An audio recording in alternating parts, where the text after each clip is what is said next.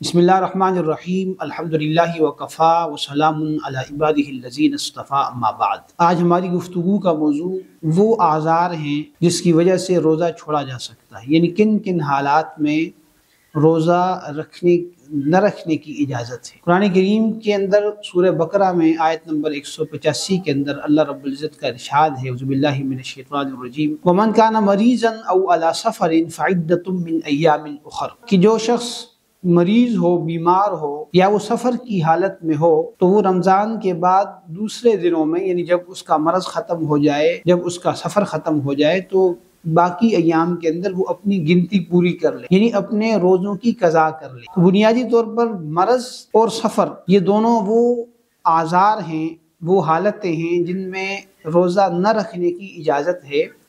لیکن ایسا روزہ بعد میں قضا کرنا ضروری ہوگا۔ مرض کیا ہے؟ مرض سے مراد ایسی کیفیت ہے، ایسی حالت ہے کہ جس میں انسان روزہ رکھنے کی طاقت نہیں رکھتا، اس کو غیر معمولی طور پر تکلیف کا، مشقت کا سامنا ہے، یا اس کے لیے دوائی کا کھانا ضروری ہے، اگر دوائی نہیں کھاتا تو بیماری بڑھ جاتی ہے، تو ایسی صورت کے اندر روزہ نہ رکھنے کی اجازت ہوگی۔ بعد میں اگر اللہ تعالیٰ نے اس کو، مریض کو صحت دے دی تو اس کے بعد وہ اس روزے کی قضا کرے گا۔ اسی طرح سفر کے اندر جو شرعی مسافت ہے، اگر کوئی آدمی سفر کر رہا ہو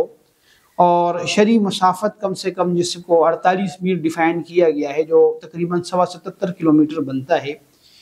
اتنے ڈسٹنس میں کوئی سفر کر رہا ہو یا کسی دوسرے شہر میں جا کے 15 دن سے کم اس کا قیام ہے تو وہ مسافر ہے۔ مسافر کے لیے بھی روزہ نہ رکھنے کی گنجائش ہے، لیکن اگر مسافر کے لیے زیادہ مشقت نہ ہو، سہولت اور آسانی ہو تو روزہ رکھ لینا بہتر ہے۔ بہرحال یہ اس کے پاس آپشن ہے، چاہے تو رکھے چاہے تو نہ رکھے، لیکن بعد میں اس روزے کی قضا کرنا اس کے ذمہ ضروری ہے۔ اس مریض کے اندر وہ تمام حالتیں اور کیفیتیں داخل ہیں جس میں انسان کی بیماری ایسی ہے کہ وہ روزہ تو رکھ سکتا ہے، لیکن اس کی وجہ سے اس کی بیماری جو ہے اس کو صحت دیر سے ہوگی یا بیماری کے اندر مزید اضافہ ہو جائے گا۔ ان حالات کے اندر وہ روزہ چھوڑ سکتا ہے، جس کی بعد میں قضا کی جائے گی۔ بعد میں اللہ تعالیٰ نے اگر صحت دے دی، وقت مل گیا تو روزوں کی قضا کر لے گا، اور اگر صحت نہیں ملی اور اسی طرح بیماری چلتی رہی، دائمی بیماری ہے اور اس کی صحت کی کوئی امید نہیں ہے، تو ایسی صورت میں اس کے لیے فدیے کا حکم ہے، وہ روزے کا فدیہ ادا کرے گا۔ اللہ تعالیٰ ہم سب کو عمل کرنے کی توفیق عطا فرمائے۔ وآخر دعوانا الحمدللہ رب العالمین۔